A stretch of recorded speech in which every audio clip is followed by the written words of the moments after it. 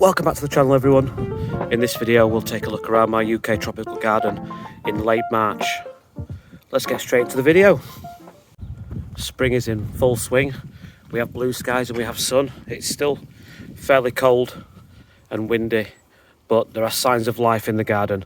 In this video I'm going to show you what it looks like, what the plants are doing, what's still wrapped up and what's made a break for freedom. And we'll go and start over in the what I call the sunny border that's not very sunny at the minute. And you can see, I would say this border is looking the least like its summer peak of any part of my garden. Excuse the wind. That's the weather, not me. Anyway, there's my Musa Basjoo. I know many people have unwrapped theirs, and I could probably do this now or at the weekend. I think it will be fine. It has survived. I can feel it's here's the stem here, and it's fairly solid. The only thing dictating when I unwrap this is where having enough space in the garden bin to put all the straw. If I did use it for mulch, it would be everywhere. And then you can see a few other things in this bed. We've got Persicaria red dragon is coming straight back to life. Again, this any late frost and this will be frosted off, whereas this Euphorbia shillingi here will be fine now. It'll just continue to grow right through. Cordeline's looking fine. This is my tallest Tetrapanax. You can see it died at the growing point, but it has got, if you look really closely, a few new growing points. Let's have a look. There we go. So it is alive, and the stem is solid. There's another one there. Look. So maybe it'll we'll have multiple branches or trunks there this year, but it has survived, and I think from what I've read, damage at the tip will encourage it to pup, and pup means this for a Tetrapanax. I think that's it really. Lupins there, a lot of Rudbeckia in there. Got my giant scabious coming back here. A lone cardoon in the corner, but not much going on really at this time of year. Right, let's have a little walk across my middle borders. Tracky's doing fine, of course, and I am going to be leaving these on. I know everyone's got their own opinions about what you do with the dead fronds, but I am going to leave all of the fronds on and create kind of a skirt. I like that natural look. You can see it's flowering here. It didn't flower last year, but it did flower the year before for me, so that'll be a nice one. I think this is a little relic from the previous owner. I think it's a grape hyacinth, maybe. Anyone in the comments can correct me. I've got a few self-seeded foxgloves here that should, that's from the year before last, so if they are biannuals, hopefully they will flower this year. Spades here because I've been dividing this Miscanthus giganteus, so you can see here it's kind of reached its limit in terms of where it can, obviously because it grows outwards. It started here as a small plant, and you can see here it's sort of reached its limit, so I've taken out this section, and it was really hard to take out, and I've potted them up over there. So I've got a few Miscanthus giganteus that I'll probably dot some around the garden. I kind of want them along the fence line there, to offer a bit of screening of the school building through there in summer. But yeah, Fatsia Japonica, no nonsense really, are they? They've flowered, they're branching, they're growing, providing a little bit of height on the to cover the jungle stream.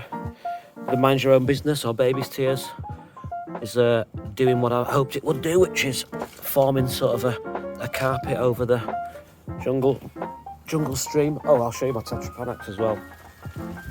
So here are my two oldest Tetrapanax pups. They pups last year from one that was in the middle that died, and they're looking fine, growing from the original growing point, so I'm kind of happy with that. And moving over to this side of the middle bed, ignore the lawn please, this lawn, I don't even want to talk about the lawn, but here you can see the Euphorbia Fortunei is probably the highlight of the garden this early in spring. Not much else going on. There's a lot of weeding needs to happen in this part of the border, but you can see I've got another Tetrapanax down there. This is sort of a border that's filled with things that have overflowed from other parts of the garden. Here's my Camarops humilis that will probably, I don't know, it's going to be moved, I think, possibly, but I don't know where to. So that's the middle border. Right, taking a look at the shady border then. We've got the elephant ears there, begonias, just shading the barrel pond. You see, well, interestingly on the barrel pond, the lily pads are already coming through. That hasn't happened previously until later in spring. There's my Gunnera tinctoria. This one is going to be dug out and divided and sold. Just because I've got one there that's in a better position and surviving better. So this one, I didn't uncover this one, it uncovered itself. Let me just get out of there, move the shadow there. So I've just set up something temporarily there so the leaves don't fall onto the path, but that's what my Gunnera looks like. Now, if I was doing this again, I wouldn't have a Gunnera beneath a very big eucalyptus, because obviously eucalyptus is very thirsty, as is the Gunnera. But for the people who haven't seen previous videos, I have got sort of a sheet of plastic under there to act as a reservoir, so it is planted in what I hope will remain boggy conditions, and I'll just have to keep it with a watering. But over in the barrel pond, I am going to, like I say, I'm going to remove this, and I've got something special lined up to go in there that I need to go and collect from someone. So in a future video I will be trying to divide that. But if you look, I didn't even cover this. This was totally uncovered really in over winter, and you can see I think this growing point has had some damage on it because it looks a little bit squishy and rotten, but everything else looks good. I mean, it's definitely alive and it's definitely survived. I just think I don't need two Gunneras, and there's something I really want to put in there. Right, it's just started to rain. Perfect. Moving into this part of the border, this was my first yucca that I put in there. I don't know what kind of yucca it is, but yeah, it rotted away. It's in the wrong place, but it's one of those that I'm not that bothered about moving. Cardoons are really kicking off now. That's my biggest Fatsia. I'm looking forward to underplanting this with some hardy ferns. And then the other plant to point out is the Euphorbia mellifera, which is looks like it's doing really well, and hopefully this summer will fill this gap here in the front of the bed, because I do like the Euphorbia mellifera. There's my double trunked Trachy, doing fine. And then the other one I wanted to point out was my Arundodonax here, that's maybe crowded out a little bit, but I might make a little bit of space for it to expand there. So that's the shady border. Typical weather, is it? You come outside because it's blue skies and think, I'll film a garden tour video, and then it starts raining. Anyway, let's take a look inside the Arid shelter. Right, so every time I'm in short sleeves as well. Perfect. Anyway, anytime I think about uncovering the Arid bed, this is why I'm not yet. But you can see here's the current state of it. So my Apuntia ficus indica has still got a little bit of fleece on there, but I'll probably take that off. We're not going to hit anything below 2 degrees anyway now, and I think that should be fine. But you can see that there's the Agave Americana, a little bit damage on it. Weirdly, like where I've screwed the tarp onto the roof here, it has ripped in a couple of places, and it unfortunately is directly above where the agaves are, but they look fine. And strangely, the variegated one looks in better condition than this one, which I expected to be the way around. But ultimately, they'll be going and be replaced by some more interesting compact forms of agave. But the Washingtonia robusta looks okay. It's got some damage to the leaves, to the fronds, but it looks absolutely fine. Again, that's not one that I'm going to keep long term because I don't think it will survive long term. Excuse me. The aloe striatula behind it looks okay, as does everything else. All of the star aloes, aloe aristata. There's my Serencia formosa. No issues. I can't see any rot. I can't reach it at the minute, but it doesn't look like it's rotting. So I'm pretty happy with how the arid bed looks. Go around the other side in a second. There you go. View from that side. You can see there's my Opuntia shearii. That's my Opuntia facantha. Everything's doing fine. There we go.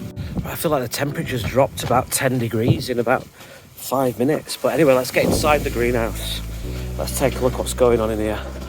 Oh, 14 degrees in the greenhouse. And everything is doing really well. So before we get onto the cacti and succulents, so let's take a look down here. So I've got my Sonchus down here. My Sonchus canariensis. So it did die back and it's reshooting. I mean, look, I love the canariensis. Might be my favourite Sonchus because I like how cut the leaves are. And then we've got the Parmensis. This one, again, growing for the main original growing point died back, but it is shooting from the side. And we've got a double trunked one there, and we've got one at the back there. They're all alive. That's the main thing for me. This Impatiens Sardenii is desperate to get going. I've got a few Tetrapanax pups on the go there. They're not big enough to sell yet, but they will. I'm going to list them on eBay. I probably when I get the chance, but not yet. I don't want to sell. I don't think they're fully rooted yet anyway, but they are all growing. I've got 4 that's growing. I expected more, but never mind. And then these are my cuttings of Arundodonax. So that's what it looks like at the minute. It's been in water for like a month. If anyone can tell me the next step for these Arundodonax, I would love to hear it, because again, this is something that I'm going to sell. I am thinking of doing an open day in August, and I'm trying to propagate a few plants to sell. So now that's what it looks like. And then other ones, they've got growth excuse me, they've got growth at the bottom and they've got growth there. My question would be to the people who know more about it than me is, do I plant it vertically or horizontally? Please let me know. And also, do I plant it without any roots, because there are no roots on there yet? Yeah, so do let me know. Anyway, my crassula jade plants are there. They'll be going out on the decking in summer. Got a couple of my Dendroceras littoralis plants there, and what else do I want to show you? Anyway, this is still my favourite plant in the whole garden. This Aztecium that I got from David Quayle, and I do want to get more Azteciums this year if possible. Not the easiest plant to find. Something else to show you down in the corner there. Look at that. They're rotting pads of Opuntia humifusa. So of all the Opuntia that I've got that I tried outside, humifusa, which should be the hardiest of all, down to -20, rotted in the ground. And then I tried to save some pads, and they've almost all rotted as well. Thankfully, I've got a few that I will put back in the ground this year. There's all my Copiapoa. Look at the colour of that. That might be my favourite colour of any cactus in the greenhouse. This old Hasseltoniana, and then I've got the Cinerea there. But yeah, everything's looking fine. I'm hoping that I might get the lithops to flower for the first time this year. Obviously, nothing's been watered yet, and it's not going to be for a while yet. But then I've got my Avataphobe, my agaves that should. This is what I want to replace the agave americanas with in the arid bed. Avasifolia montana. I've got a couple of parii, and I've got gentrii, and then I've got this parii subspecies Neo-Mexicana that I got from Jack at York Gate that I think could go in a outside, but I think might look nicer in a bowl because I think that's a bit of a more compact form. This is my Agave funkiana, big mammillaria. There's my loft out over there that's looking fine. It seems to have survived okay. Very squishy at this time of year. And then I've got a couple of punties there that I would like to put. I've got a little project coming up on my front garden. I don't want to replace all the turf in there eventually, but yeah, that's how it looks in the greenhouse. Anyway, it's now chucking it down, and it does remind me why I'm not really planning on unwrapping and starting the garden off anytime soon, because you never know. You think it's going to be a lovely day, and then it turns out like this. And I'm really glad I got my thumbnail before the rain clouds came. So that's it from me. I've got a lot of eucalyptus to shift. Garden bin's been collected for the first time, and I've got all of this to get rid of at the dump somehow. But yeah, that's it from me. Do let me know in the comments how your garden's looking. Is there anything looking further ahead in your garden than mine, or is my garden further ahead than you? Do let me know. Thank you, and I'll see you in the next one. Cheers.